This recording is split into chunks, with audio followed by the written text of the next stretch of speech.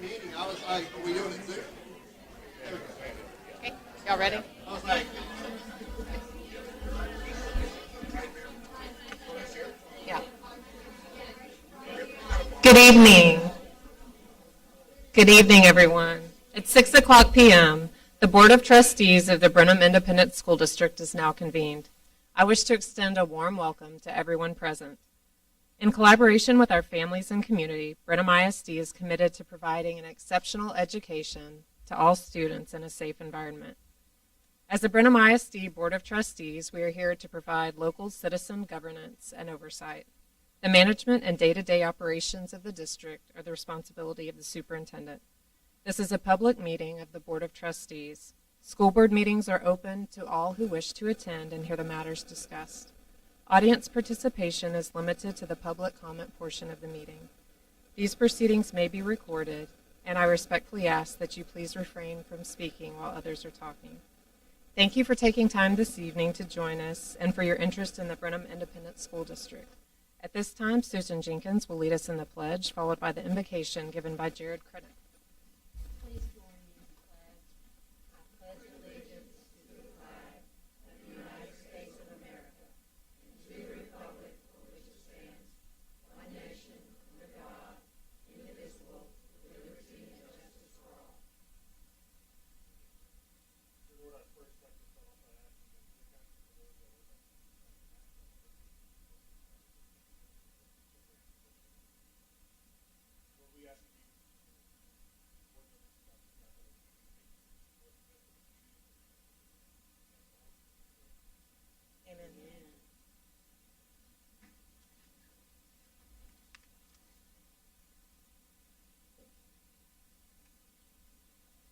Okay, we're going to begin with special recognition, and first is our campus spotlight, and we have Krause Elementary Principal Jillian Wilkie will recognize the student and employees of the month.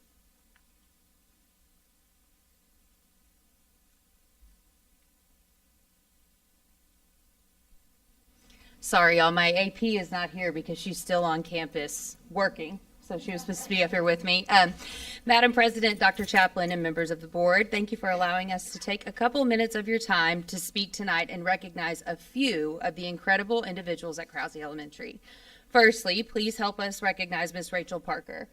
Miss Rachel Parker is a fourth grade math science teacher who's also a member of our leadership team and is on our guiding coalition. Her colleagues described her as the following.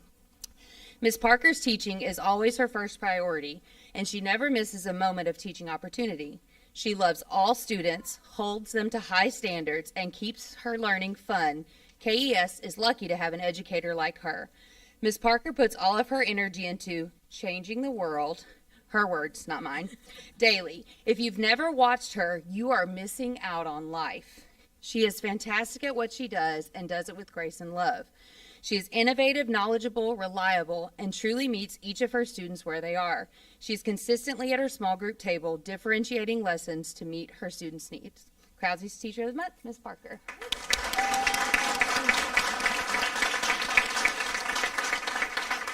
don't see her. I know she's here. Come on, sister. Next up, we would like to recognize the real superstar of the evening, our Krause Elementary March 2023 Student of the Month, Sophia. Go stand in front of Ms. Parker so they can see you. Sophia is kind. She's in third grade. Miss Kaler and Miss Phillips, I think, are actually here. Sophia is so kind, so hardworking, and so incredibly intelligent. She's a true role model for other students at KES. She's a wonderful friend and shows grace and forgiveness in all that she does. She makes the effort in class daily to make sure that everyone is included. She goes out of her way to make sure that everyone has a partner when we work in groups. She always offers to include anyone without a partner. She can be seen stopping to help fellow students during stations when they are struggling with their work. We are so proud that Sophia is a student at Krause.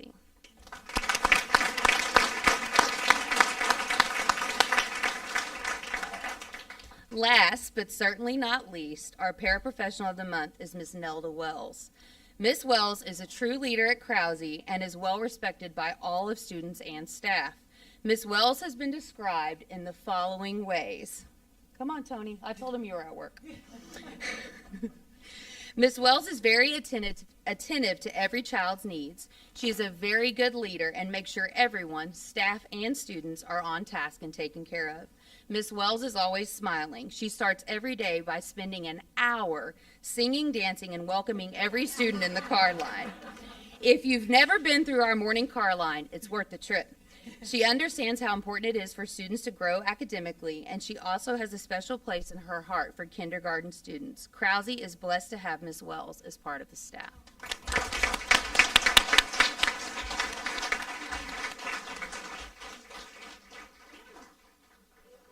You're going to be right in the middle, though. Congratulations. Thank you. Thank you. Congratulations. Thank you. Thank you.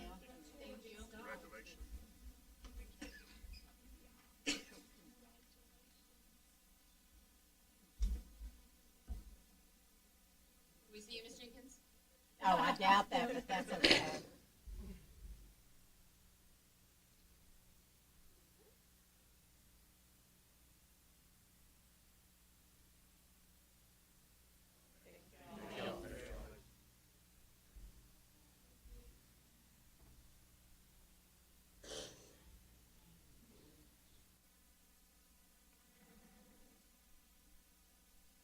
Next, our campus spotlight is our administrative assistants and clerical personnel, and Dr. Chaplin will introduce them. Okay, it's a little loud. I'm going to introduce these guys as a whole, these ladies as a whole, before I call them up here so they don't have to stand up here while I speak kind words about them. We all know as campus personnel, teachers, paraprofessionals, administrators, that everything flows through the front office. Right? Everything goes through these ladies. The beginning of the day, they greet our kids with a smile. They greet their parents when they come in to drop off a lunch or a backpack that might have been forgotten that day. And then they also, at the same time, become safety and security for us to make sure that we have our badges. I walked into Krause the other day, about 2 weeks ago, and had my badge inside my vest, and she said, "Where's your badge?" I said, "There you go." So I pulled it out. So. And then on top of just the compliance stuff and the paperwork we have to turn in for the state and all that entails, and that is extensive and grows more extensive every year. So I cannot say enough about how much these ladies help us educate kids with stuff that no one really ever sees. They're kind of the glue that keeps everything going. So with that, if I can bring up all of our campus clerical staff to say a big thank you to you guys and recognize you, if you'll please come forward.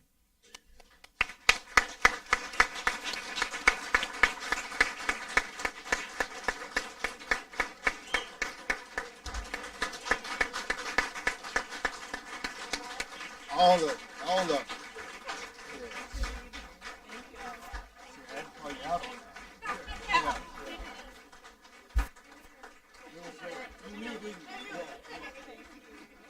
We appreciate all.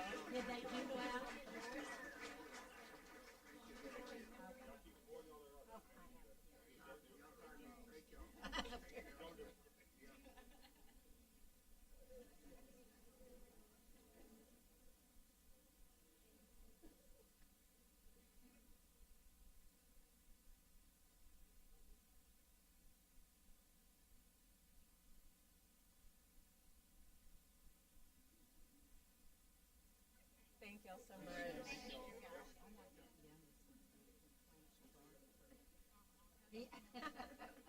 He is a farmer. That boy is a farmer. He does videos on Facebook.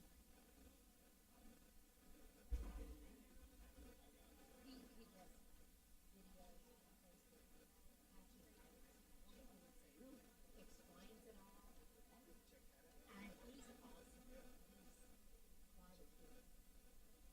Thank you. Next, we want to recognize our Brenham High School All-State students, student athletes, and Coach Danny Youngs is going to introduce them.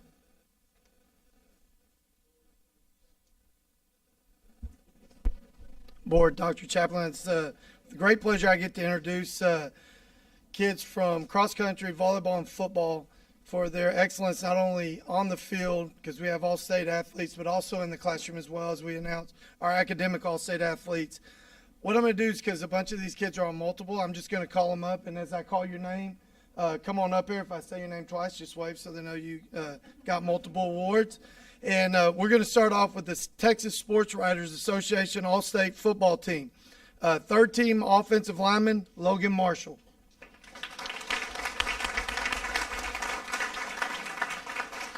Honorable mention All-State linebacker, Ricky Brown.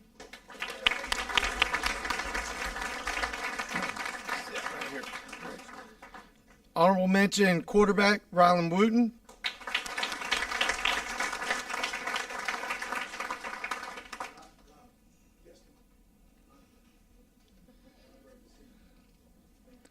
Now, I will say tonight we are missing a few, but it's their dedication and just the type of kids that they are, that we have some of them that are at work and, you know, they're just dedicated to what they're doing. We also have some that are at club volleyball and some different things. But I'm going to go ahead and announce their names because they've earned it. Texas Sports Writers Association All-State Volleyball Team, second team is Brooke Benke.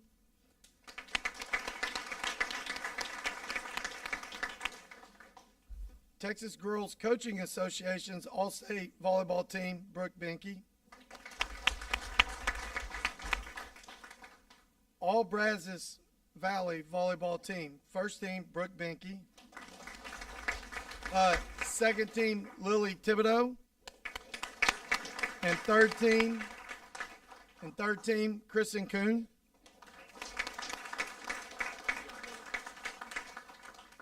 All Brazos Valley football team, first team, Rylan Wooten, quarterback. First team offensive lineman, Logan Marshall. Second team wide receiver, Reed Robinson.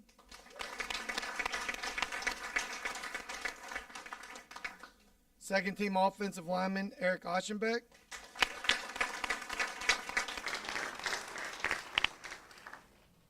Second team linebacker, Cade Moore.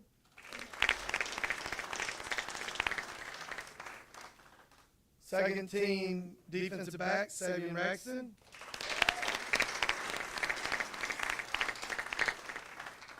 Okay, our Texas Girls Coaches Association All-State Academic Team for volleyball was Brooke Benke and Caden Kennedy.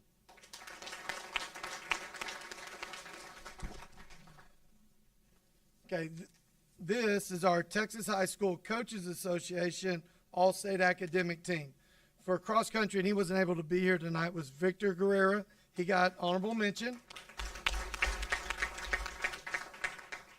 Okay, also in this is our athletic trainers, which go in when our football players go in. For student athletic trainer, Marissa Cromwell, she got first team academic All-State. Logan Marshall, first team academic All-State.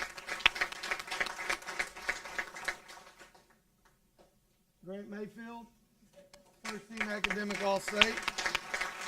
Come on up, Sergeant Cap. Reed Robinson was first team academic All-State. Mason Finke was second team academic All-State.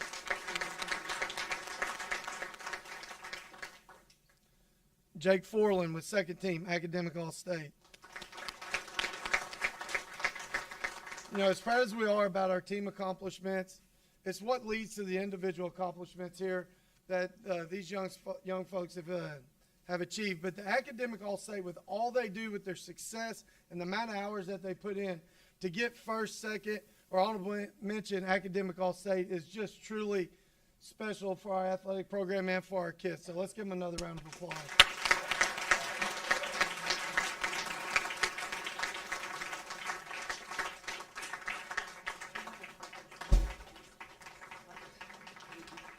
Congratulations, guys. All right, y'all scoot in so everybody can be in the picture. I think that none of us are going to be seen. So fun. That's me. Shiny spot in the background. I'm usually there. Just don't show up.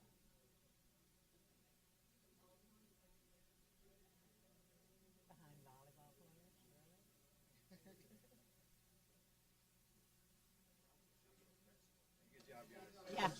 Congratulations, guys.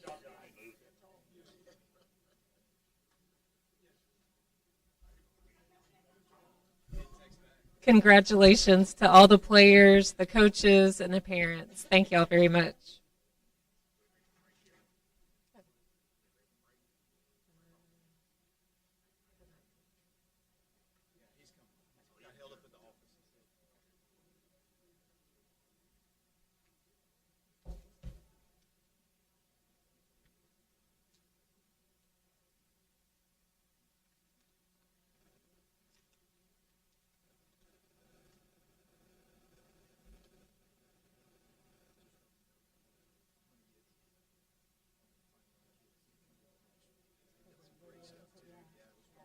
That'd be great.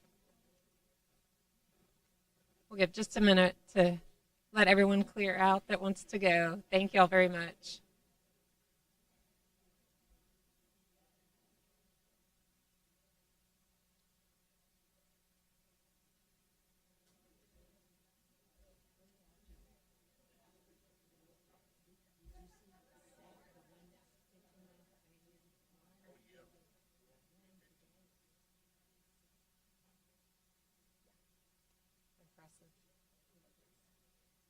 Okay, next we have public comment. This is an opportunity for citizens to address the board or make comments to the board. The board will only listen without comment. The public participation section of the meeting will be limited to 30 minutes total. No presentation shall exceed 3 minutes. Delegations of more than 5 persons shall appoint one spokesperson. Persons must identify themselves and the groups they represent at the beginning of each presentation. Persons who wish to participate in this portion of the meeting should have signed up with the presiding officer or designee before the meeting began. Individual names may not be mentioned during these presentations. And we had 4 people sign up. Suzanne Flammer is first.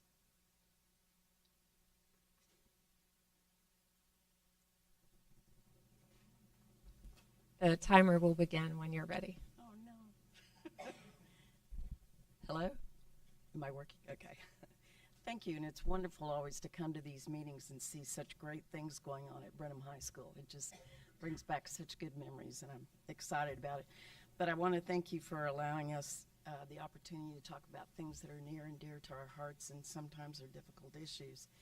I just want to remind you from last month, I had spoken of the BISD board vision stated as inspiring and encouraging excellence for all. Our mission is stated as collaboration with our families and community. BISD is committed to an exceptional education for all students, and I'm going to put that on all. So, but that's not what I see in the community where I've tutored students for over 20 years. In summer and after-school programs like JAM, Jobs for Life, Faith Mission, Mission Brenham, now called Brenham Next, many of us as volunteers work with students in 4th and 5th and 6th grade who struggle to read at 2nd and 3rd grade level. Most try to solve simple math problems by counting on their fingertips. Not surprisingly, when we use the old direct instruction methods of phonics and flashcard drills that we had in my school in our generation, we can usually help students solve their grade level math problems and read books to us even by the end of the summer. These methods of direct instruction successfully educated generations like mine to build a nation that others have envied. All of us keep asking, why were they taken out of the schools in the first place? In our jobs partnership with Washington County since 1998, we helped build both high school students and young adults gain the work skills they need for employment.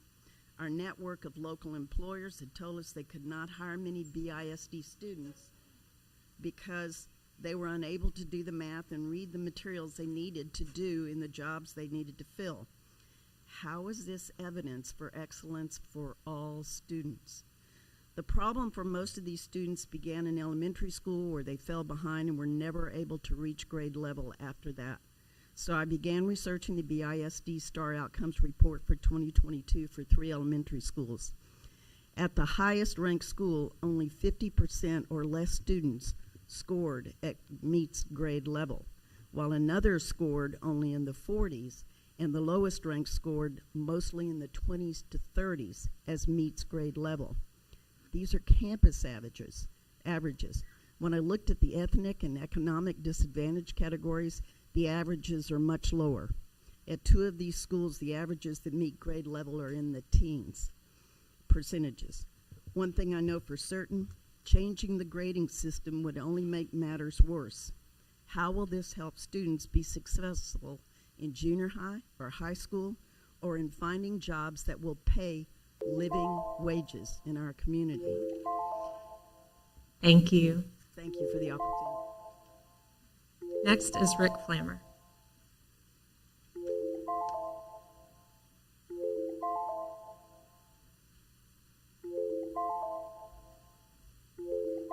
And if you'll give us just a second, that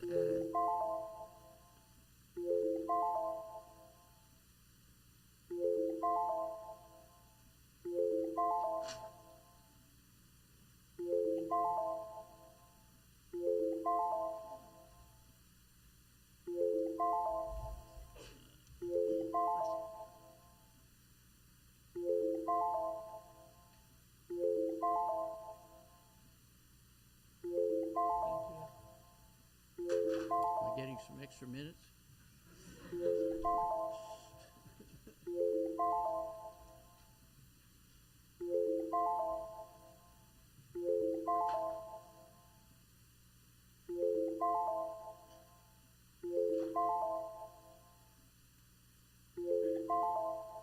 thank you. Whenever you're ready to begin. Okay. Greetings to the board and Dr. Chaplin. We appreciate the opportunity to talk to you for a little bit. My name is Rick Flammer, and I'm a commissioner at the Brenham Housing Authority. We would like to talk initially, but have meetings with the board potentially after this talk. We have approximately 120 school-age children in the Housing Authority, 45 of which are in elementary school. We've worked on boards with Faith Mission, the Jobs Partnership, also the Housing Authority. I've been there for almost 20 years now. And one of the things that we noticed in working with these groups in trying to give a hand up to people who are less fortunate and not able to secure the jobs and employment that they wanted was a poor basic education in reading, writing, and arithmetic, which hindered them on the job. Many of the employers said they had to do some retraining, but with a good attitude, an improved attitude, and with belief in God's blessings for them, they were able to achieve amazing things. As part of the Housing Authority, we want to try to help the residents as well as the students who are going to school here. And as my wife said, we've seen that the STAR reports show that 50% or less of the students are at grade level in the elementary school, which is where we think the action is, because when they don't perform, they have difficulty in moving on through the system, and many administrators have told us that they get passed through, which is not a healthy thing. So when we look at this, we have some new facilities, new community buildings that are available for us to do after-school training in, and we're willing to do that as our part in this effort. But I think it has to be a community-wide effort, not just the schools, not just us, but others. We'd be glad to help in organizing that. In order to do that, we need to set a goal. We need to set a goal that's something that the community can buy into. And so what we'd like to do is set a goal of, in 3 years, 75% of the students, 1st through 5th grade, are at grade level in those 3 basic subjects. Now, that's not going to be easy. Thank you. Sorry. Thank you very much. I'd like to continue the discussion. Thank you. Billy Sutherland. Can Chris go first? That's fine.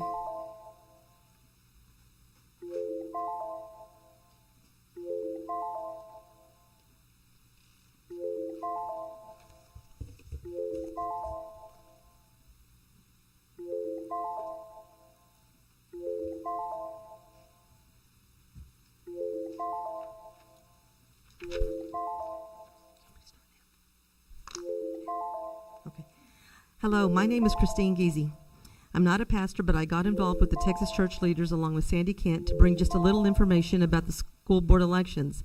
Plus, I have a vested interest in BISD. My children all graduated from here, and I do have grandchildren that attend BISD, as well as being a tax-paying citizen.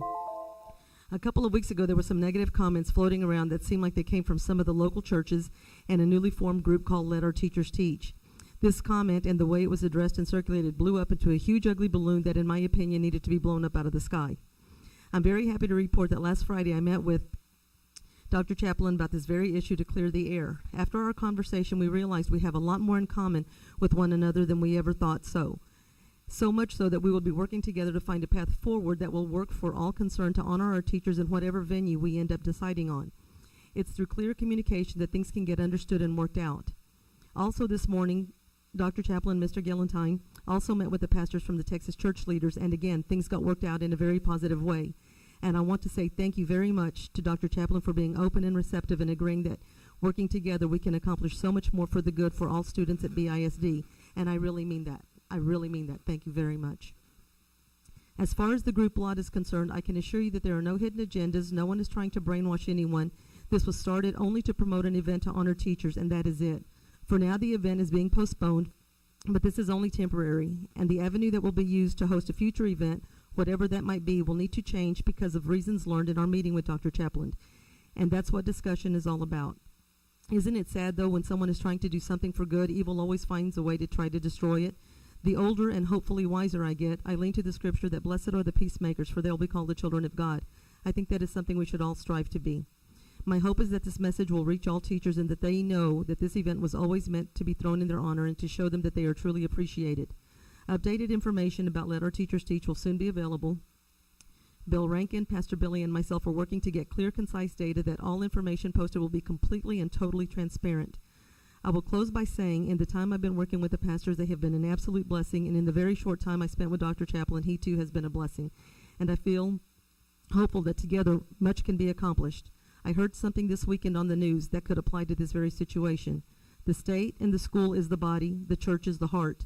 The body without the heart dies. Let's not let that happen to our great community here in Brenham. We are better together. Thank you. Thank you. Billy Sutherland.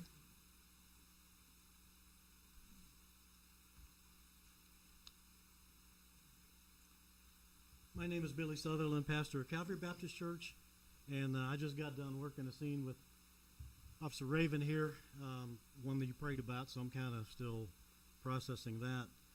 Recently, I met with one of our school board trustees who encouraged me publicly to denounce, I'm not allowed to name names, but it was that guy right there, because I'm still getting pegged with that Marxist post kind of thing. As soon as I became aware of it, I denounced it. I denounced it on the same page it was posted.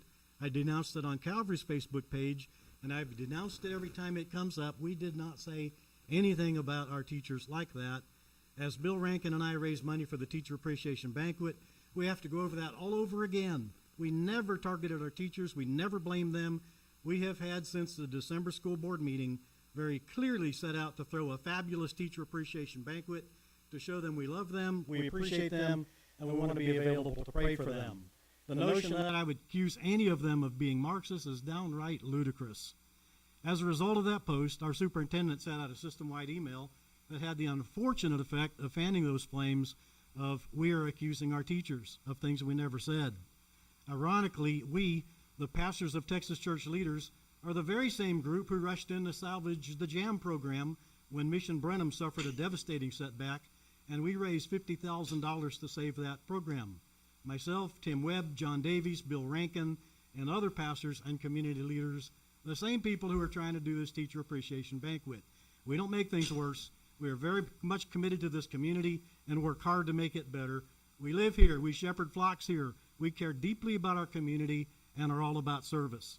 Calvary has been very much involved in so many aspects of our community, supporting BISD teachers and students, being involved in the Donuts and Blessings program, the back-to-school prayers at Cub Stadium, leading the National Day of Prayer, praying for our schools and teachers and students. For us to suddenly turn on our teachers and call them Marxists should have been a glaring red flag that something's not right. It's been said that a lie makes it halfway around the world while the truth is still lacing up his running shoes. Please help me stop these rumors. Texas church leaders have never attacked our teachers. We only want the best for them. We have had to postpone our teacher appreciation banquet for later in the year, but when we do it, it will be bigger and better than we ever had hoped. I yield back the balance of my time. Thank you.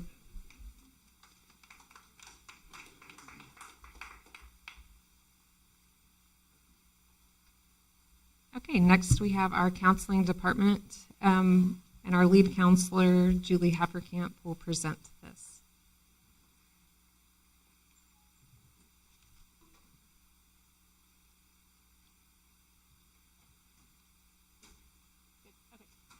Good evening, Board and Dr. Chaplin. My name is Julie Haferkamp.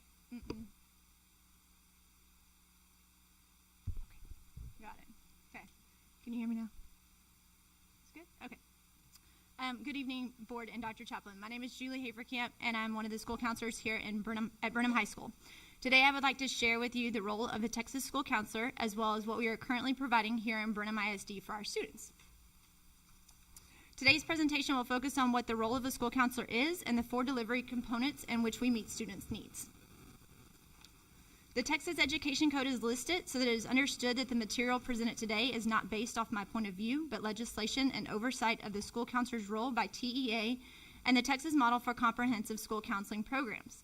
The examples shared in this presentation containing information about Brenham ISD was provided by campus counselors.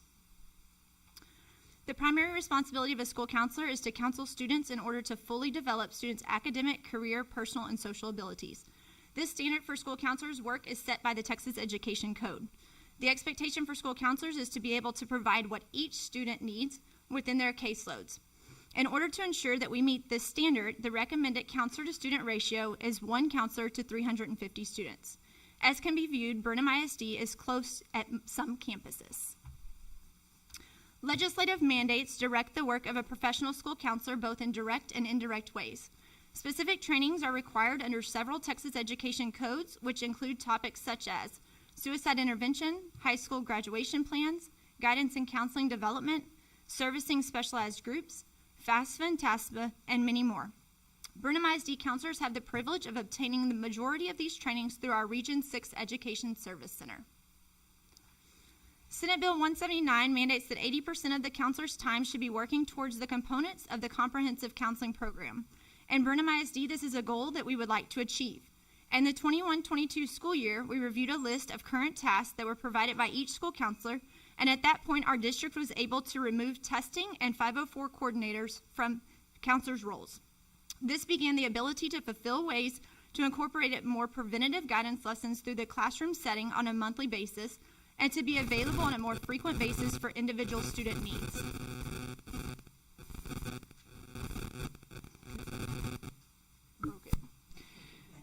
Preventative classroom guidance lessons, group counseling, and individual counseling all have a positive effect on academic achievement and personal growth.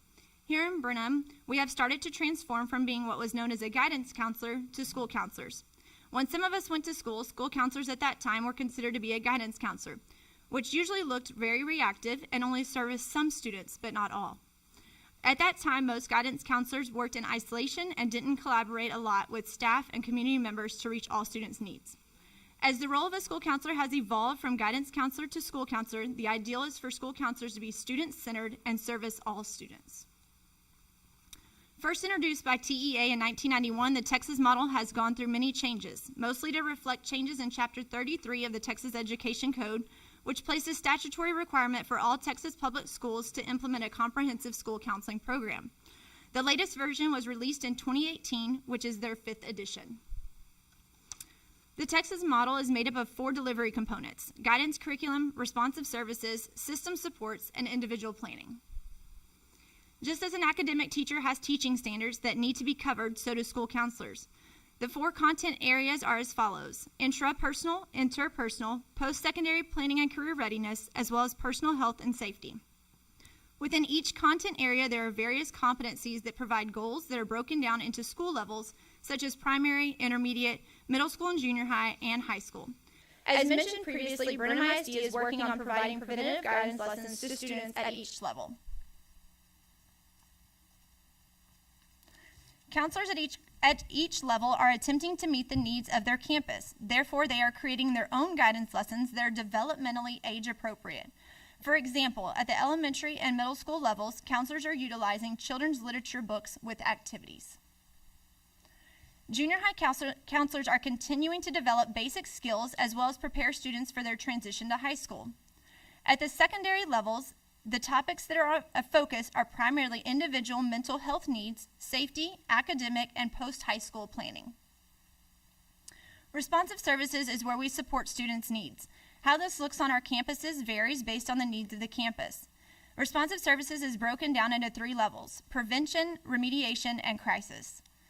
Prevention is where all students have access to the school counselor, whether in a classroom setting or a one-on-one basis. Another example of this that some counselors have been able to provide is a calming space for students to utilize their coping strategies on an as-needed basis. When we look at remediation, this is guiding students to help solve a problem. An example would be the counselor and student role play on ways to handle a situation in different ways, or supporting the student with a peer teacher or parent conversation as needed.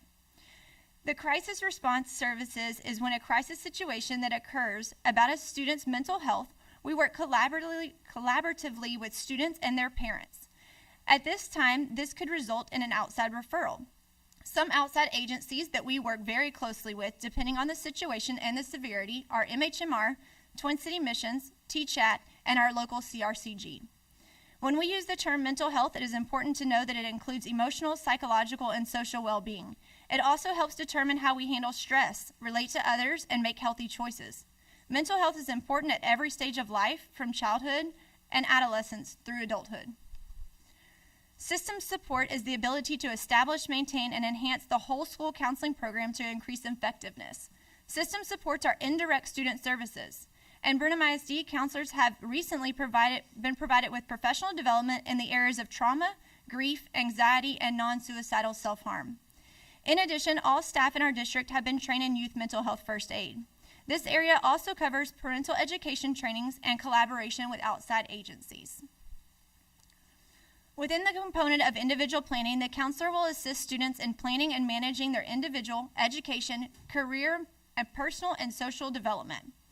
From the educational standpoint, counselors in Brenham ISD are helping students find their strengths and challenges through one-on-one conversations about grades and helping gather a successful academic plan.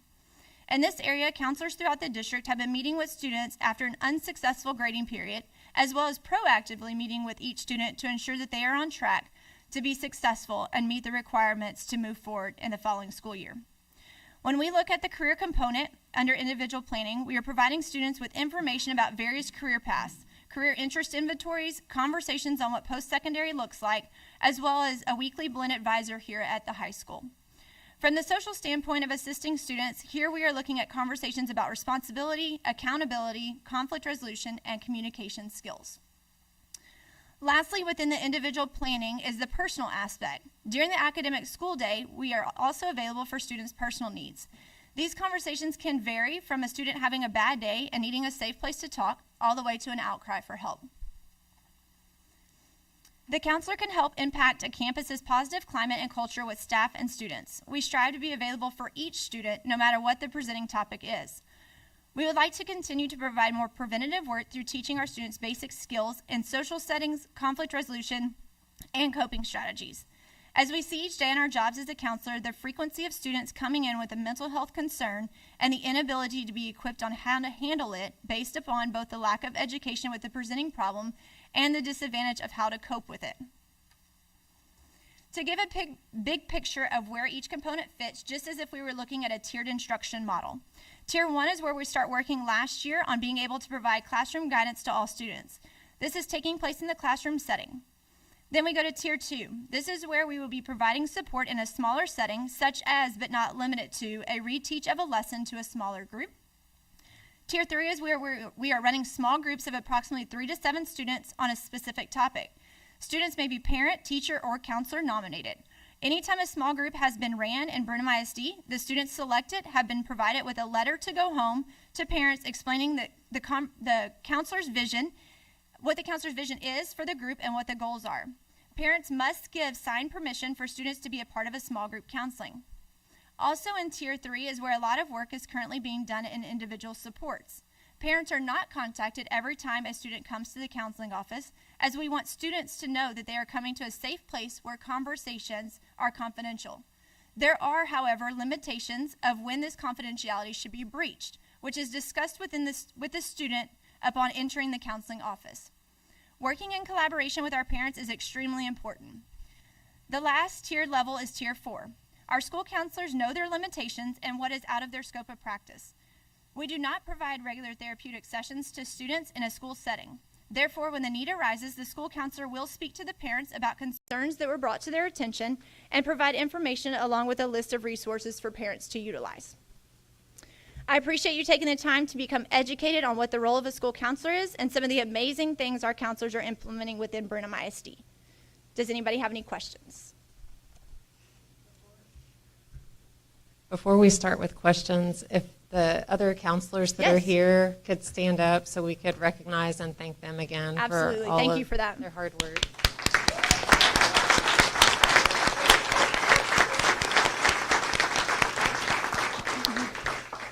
We appreciate everything that y'all do, and I know that the challenges, especially after COVID, have just ballooned even more so, and mental health is such an important issue that impacts our students and our campuses, from discipline to academics and everything in between. And we just appreciate everything that y'all are doing. And obviously we are close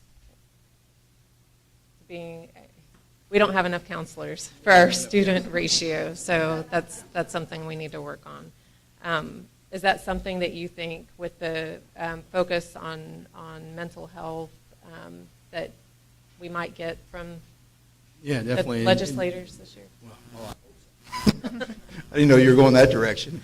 We have some counseling positions open that we hope to fill. We've tried to fill for quite a while and haven't had individuals we felt were in the right spot, but we work with Julie and the rest of our principals to fill those positions. So we will get there. Questions, comments? What would be an example? You said that a child comes in and there's a line that you wouldn't breach, and that child is told that. What is an example of a topic that shouldn't be breached, say at the high school level? Absolutely. So I'm glad you brought that up. So actually all three of us had a situation today. Matter of fact, we handle this, unfortunately, on a daily basis. Most of the time, what we're seeing on a frequent basis is suicidal ideation or a plan for suicide. So between the three of us, each one of us had a severe case today alone, and that's not speaking on an everyday basis, but that's the frequency that we see a lot. So at that point, it's, confirming with the student that we appreciate them coming forward and getting help, but we have to get more help than what we can provide.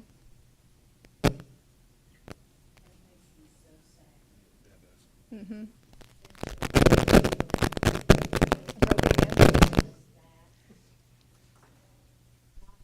Yes. Yeah, and just a less severity example that I can kind of speak for all, even elementary levels, just from talking to these ladies. Oh, it wasn't me? Okay, good. Is anxiety is a huge one that we're seeing across the board. And as a school counselor, you can assist in the academic setting, but most of the time that anxiety goes outside of the academic setting. So that would be another example across the district wide that I feel confident to speak on, where we are contacting parents to let them know what we're hearing, what we're seeing with our expert of being a professional school counselor, that we recommend for their therapeutic sessions. So just to kind of give a less severe. Absolutely. So I know you can't give me exact numbers, but about how many people would one counselor see in a day, and about how much time do y'all spend? I know it varies different, but I just want to kind of get a better idea of your workload every day. Yeah, so I don't have current data for this school year. I do have all current data for last school year. So I can give you big picture for an entire school year, and I can get that information to you. I can speak at the high school level. Between the three of us today, we probably saw, 25, 30 kids for a mental health reason, not academic.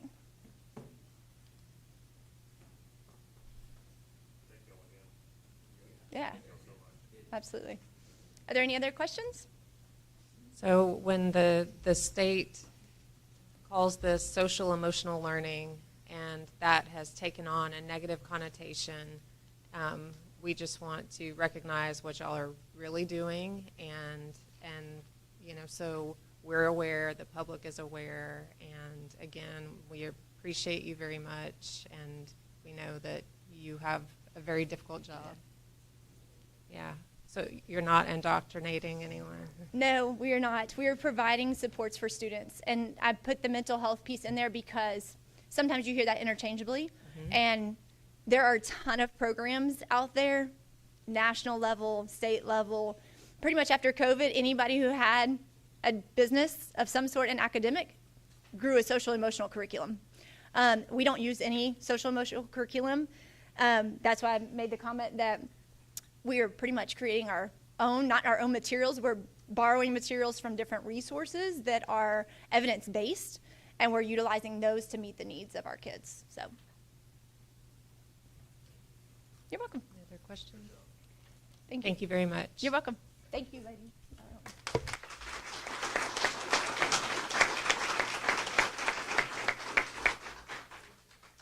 Next, we have our superintendent's monthly update, Dr. Chaplin.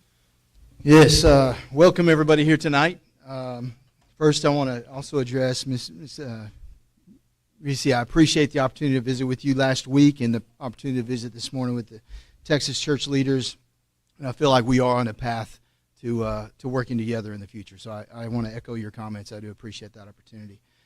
All right, this last Thursday was not just Texas Independence Day that we all celebrated, but it was also Read Across America Day. And so we had a lot of volunteers who came to our campuses and read to our kids. I appreciate the invitation. I had to read to a few classes. It's always enjoyable to see the little ones and be able to sit and read with them.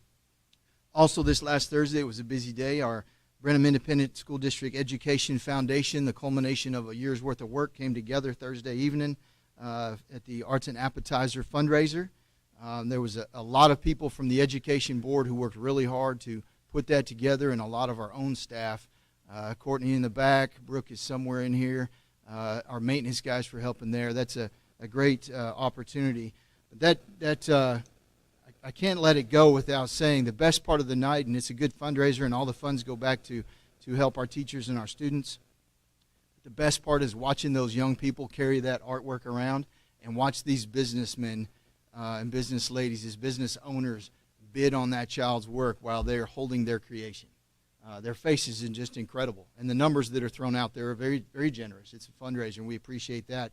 But the most precious thing of the night is watching those kiddos' faces. So I appreciate everybody that helped with that. And again, all those funds go either back to the student or back to the teachers in the form of education grants. So thank you to those people. Brenham Junior High treble singers, the junior high choir, competed this last week in the UL concert sight reading event. And they were awarded in the concert event an excellent, and then in the sight reading a superior. I can't say enough about the work that Miss Foster has done to get that group, junior high choir, going. She goes down to the middle school and works with them, and really is going to be a link, I think, between our children's choir down to community ed, and then also our choir that picks up in the 6th grade and up into junior high and high school. So Amanda Seymour and Miss Foster do an amazing job there. This next one, our boys and girls bowling teams, right? That's right. Boys and girls bowling teams. They competed at the regional level and this last weekend. And our girls, as Susan just said, our girls are going to San Antonio to state, second year in a row. So congratulations to them. Yes. And then also Lane Sparks as an individual is going to compete and represent Brenham High School as well. So Ms. Kruger, great job with that and making that opportunity available to our kids. Something that doesn't always get publicized, so great job there. That's all I have unless we have any questions. Any questions? Thank you. Next, we have our consent agenda. We can pull any items for discussion or approve in one motion. I make a motion to approve the consent agenda as presented. I would like to pull an. Sorry. Didn't hear you. Come on. I just had a short question about the academic achievement, that they're changing it to where a student who takes high school courses at the junior high will receive credit but not GPA if all parents have received a letter to that effect, if there have been meetings about that, because I think before a parent signs a child up for courses, they need to realize if they're taking a high school course, even if they make 100 at the junior high, they will not receive that GPA. And I'm going to let Dr. Chaplin answer, but I will mention that this is policy that we approved Yes. last April. Right. And the class was wrong. Yeah. So it's One of the just a things- correction on when it Right, started. and it brought it to my attention when I read it again. I just wanted to make sure that people are aware of that, because that's a huge thing.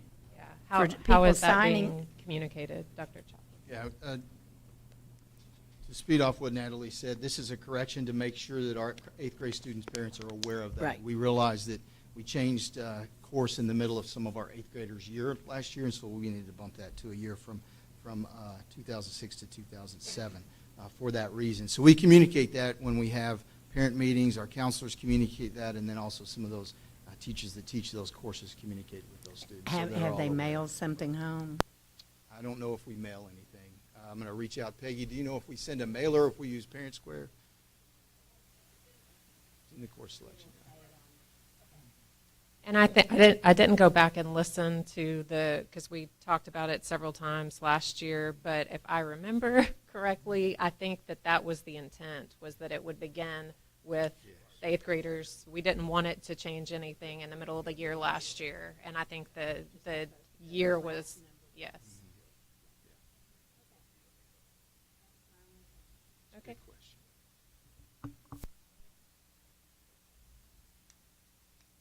I make a motion we approve the consent agenda as presented. Okay, we have a motion made by Mike Altman, seconded by Jared Krenick to approve the consent agenda as presented. All in favor? Opposed? Motion carries. Thank you. And thank you for pulling that for clarification, Susan. Okay, next we have consideration of approval for an RFQ for the 2023 for financial audit services for the fiscal year ending in August of 2023. And our Chief Financial Officer, Thad Laster, will present. Good evening, Mrs. Lang, Dr. Chaplin, members of the board. Before you this evening, for your consideration, we have our district administration's recommendation for financial audit services provider for the fiscal year ending August 31st, 2023. I'll note it's not a regulatory requirement that we go out and solicit qualifications for our financial auditor. We believe as an administration that it is good practice to go out, solicit those qualifications, bring in the proposals, go over those, evaluate, and then come with a recommendation of that firm. So we advertised in accordance with requirements set forth by our competitive procurement laws. We advertised in the local newspaper. We advertised on our district website, and we also sent direct email solicitations to prospective clients or firms. So we received 6 proposals back, and we had an evaluation committee that reviewed those proposals and scored those in the following categories, that being the technical expertise of the firm, the staff that would be assigned to our particular audit engagement, clear understanding of the work for them to perform, and then past experience with the district staff, and current and past client recommendations. So we went through those, scored those, and at this time, it is our recommendation that we engage the firm of Patillo, Brown, and Hill for the financial services audit, or audit services for the fiscal year ending August 31st, 2023. I have one question. Now, this company also, will they be able to come and visit our district at certain different times of the year? Absolutely. At any time, if we want to bring them in, meet with the board, they're happy to do that. Plus, this is just for the audit of the financial statements at the year end. Also, our single audit that we have to do for federal funding.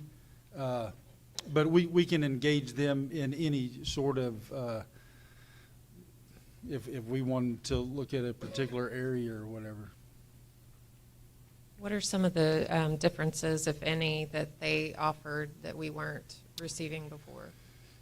So as we reviewed these, we really, as a group, as the committee, we really liked the audit team that they would be sending, the expertise of each of those individuals, the amount of time that the actual partner of the firm will spend on our engagement compared to what we've seen in the past,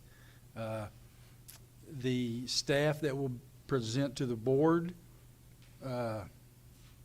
Those are main things. We did reach out to references on all of these, and they come highly recommended. All of these 6 firms, highly recommended, highly experienced. They all do a whole lot of school district audits. So we've used our current auditor for. I looked today for many years, the last 10 years. So 2012 is when we started with them, and it's never a bad idea to have fresh eyes look at things. Yeah, one of the things we were looking at also is districts like size. Their commitment to coming to Tommy's point, coming to the district and doing an audit here versus just a desk audit in which you shuffle paper back and forth. Looking forward to working with an auditor that is really a partner.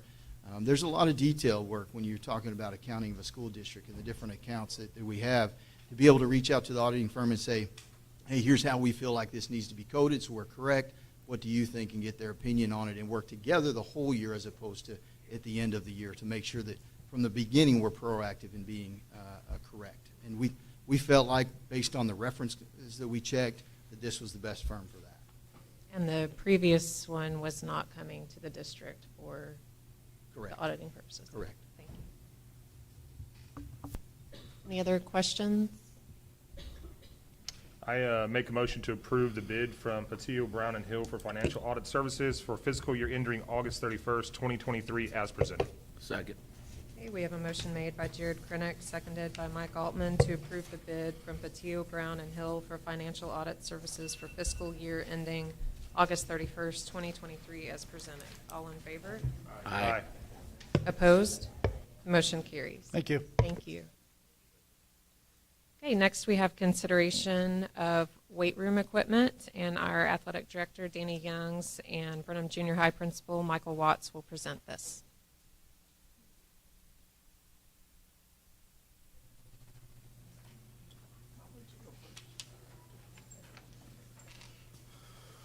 Good evening, Board President, School Board. Good evening. Mr. Altman, don't look at me like that. Coach Young is going to talk about some things, some weights. I always talk about the best junior high in the state of Texas, and that's what I always say. I need the best equipment also to make it happen. We need some things at junior high to grow these kids up, and we need some weights. So if you don't mind, I would like to get these weights, and also once we get them, I would like to start a workout program with the board. So once you guys think about it, please join us, okay?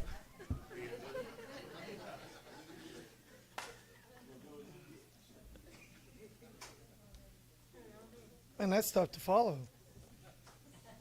I think everybody knows kind of how we do what we do in athletics and football. You see, we tweet out a lot of where we are in the morning, how early we get there. Our basketball kids now come at 6:30 in the morning and work out, and there's a lot of things that go on before school. But there's a lot that you don't see, and the only thing I'm going to throw at you are numbers. So what we have during the school year right now that's going on, when you look at our kids, we have 105 football players that come in the morning before school that are involved in our athletic program. There's 60 freshmen that come in the morning as well. Boys basketball is about, right now, because we're the seniors gone in the spring, but we got about 35 kids in there. And then if we had a weight room at the junior high, we would have it open every morning before school to give our kids a place to go in the morning, a place to be rather than having to sit in the gym, a place they could go and have a positive, build positive relationships with not just a male coach but a female coach as well, and get our kids a place to be in, somewhere to have a positive environment to be in. And then you go throughout the day at just the Cruci weight room that we have during our freshman period. We have 40 more kids hit that weight room. Then our 9th grade soccer comes in, our boys soccer and our girls soccer. This all in Cruci. We have about 40 to 50 more kids that come in there. And then you got 8th period, which is our varsity baseball, softball, girls soccer, boys soccer, athletic period. And there's about 75 kids in the weight room there. And then you have our after school lifting, which we still have our powerlifting. Everybody got to see. We had our girls, we got girls out to regionals this year. That was a very positive thing. And we would be so much farther along if they were 2 years ahead. I mean, that they were introduced to it, and more than just 2 girls. Our goal is to get a team of 11 there. We want to spend as much of that after district money as we can. In our athletic program, we want to get as many kids possible to, not, with powerlifting, to the regional powerlifting meet, but also in the playoffs and everything else in our team sports. Right now we see about 25 kids in there after school, and that's only because so many of the boys come in the morning before school, and we're sending them to baseball, track, everything else after school. So that number looks small right there, but as soon as track winds down and football gets over, that number is going to skyrocket. And so that's just in our Cruci weight room, which we have 24 racks in currently right now. In our high school weight room, where our girls and our girls volleyball, girls basketball, boys basketball, and cross country hit in first period, we're seeing about 40 kids in there. Cross country has anywhere from 10 to 15 kids in there in the morning because they go out in the spring. Some of them will go to track. We try to leave them in there so they can get their training. Specifically, they're a little different than our regular track kids. So we try to keep our cross country kids and train them specifically for what they do. You come down into 5th period when you get 9th grade boys basketball. That'll be a big number every year when they come in. They're always going to have an A team and a B team. So, you're going to have 25 kids in that weight room up in the gym. Then 9th grade volleyball and basketball, girls basketball and volleyball are 7th period. There's going to be 40 to 50 girls in the top weight room in that one. And then 8th period, you have the varsity girls sports, girls basketball. And then, that totals about 175 kids that see that weight room during the day. And then our junior high weight room, the benefits of being able to have those kids in the weight room, the number is huge. And just all honesty, our goal is that we have about 100 boys and 100 girls in each athletic period. Our goal is to be able to lift 50 kids a day. Okay, 50 kids run, 50 kids lift. We want to be in off season all year long to make our kids bigger, faster, stronger, better athletes, and then use the before and after school practices to do that. We want our kids to start training in 7th grade and learning how to train. And the weight room, the biggest part of that is the discipline aspect of it. And so, we have first and second period, which first period being our 8th grade girls, and then second period being our 7th grade boys. There's 100 kids generally every year in those groups. We don't have any weight room for them right now, and there's nothing down there. If you've seen the videos, our coaches down there are doing a great job of using what they can, but they're laying on the floor bench pressing plates. and, you know, they're using bands, and we're doing some things the best that we can, but we really want to give them what they really need. And, you know, in a weight room and being able to start learning how to do, you know, squats, bench, incline, military, lunges, just everything that they need to be athletes and not to be behind when they become freshmen. And we have a lot of great kids that work really hard, and we just want to give them every opportunity to be the best that they can. And then when we get to the summer, here's the big thing, I think, from the growth from last year. We had to bring the junior high kids up to the high school.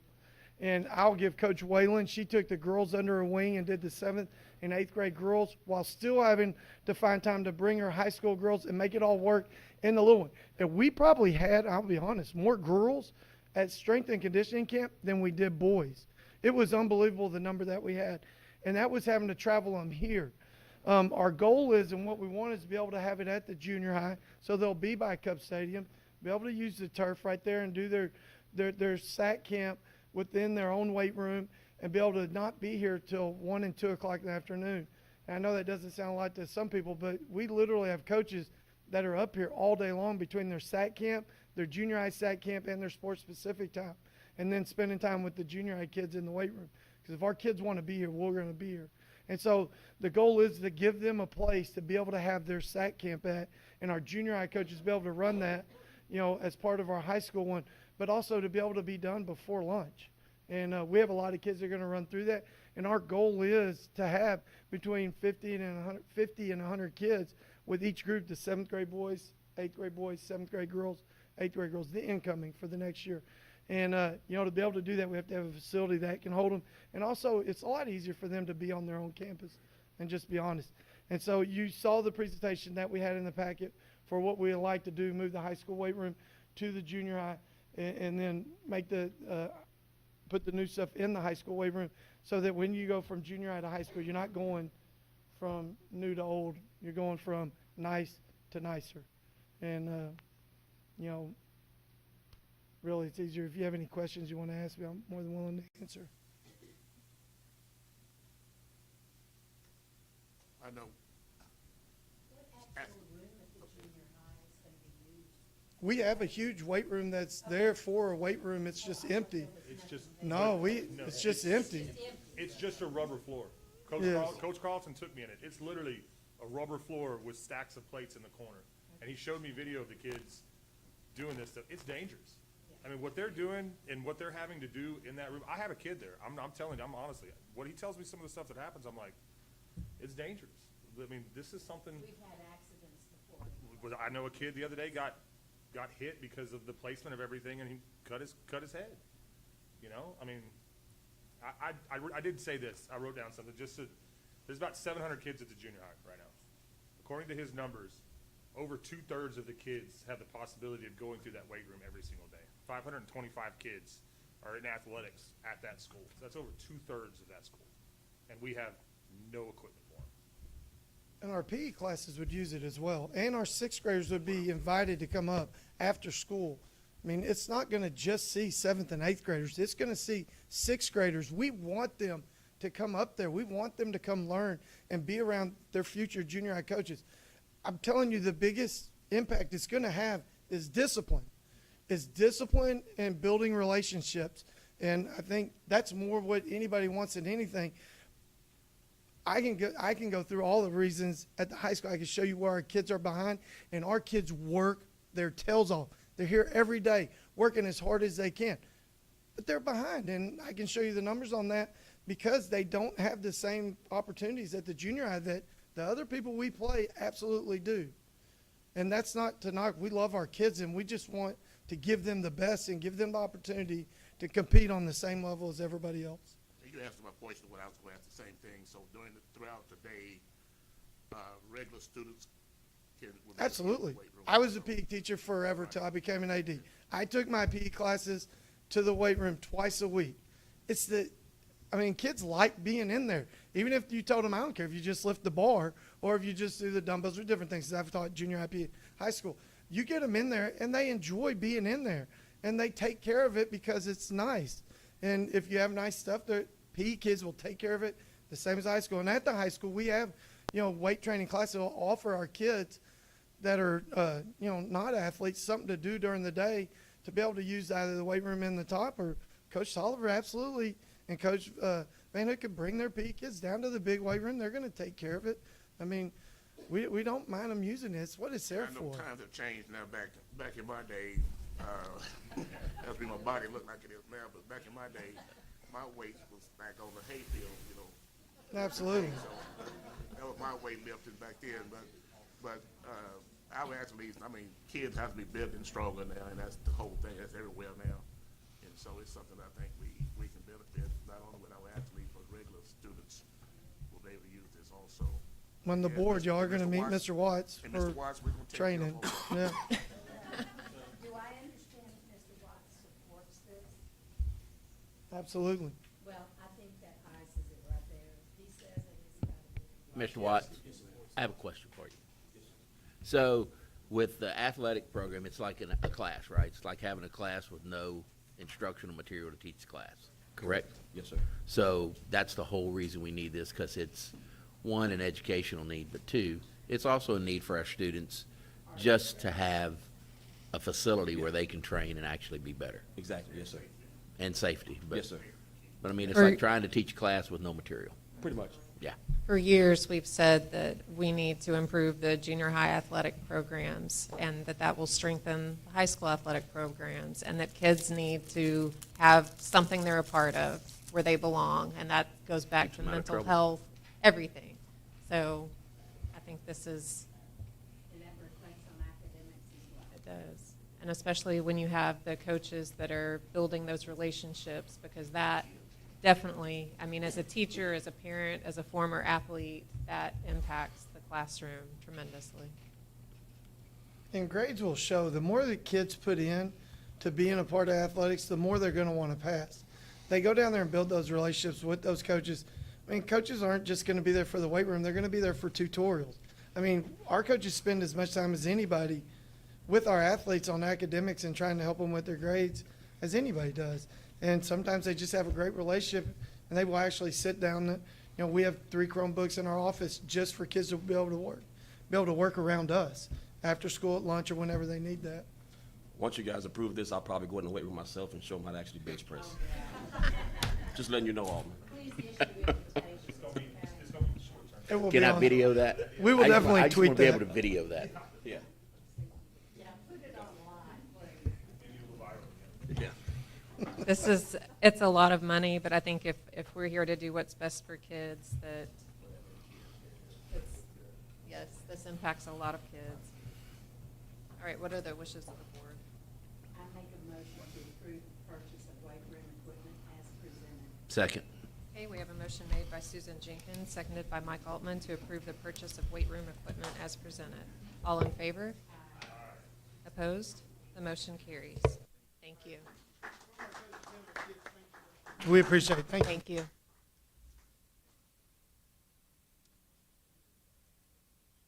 Okay, we will now go into executive session for the purpose authorized by Texas Open Meetings Act, Government Code Sections 551.071, consultation with attorney, and 551.074, personnel matters. All final votes, actions, or decisions will be taken in open meeting. Thank y'all. Have a good evening.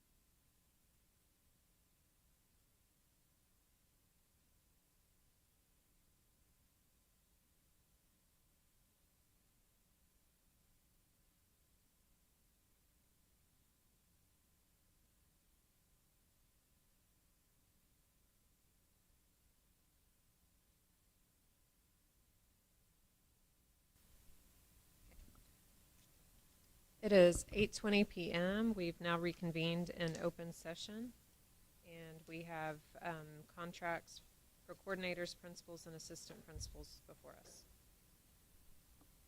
I'd like to make a motion to approve the contracts for the coordinators, principals, and assistant principals for the 2023-2024 school year as presented. Second. Okay, we have a motion made by Jared Krennick, seconded by Mike Altman to approve contracts for coordinators, principals, and assistant principals for the 2023-2024 school year as presented. All in favor? Opposed? Motion carries. Okay, with no further business before the board, we will adjourn at 8:20 p.m. Thank you. Have a good evening.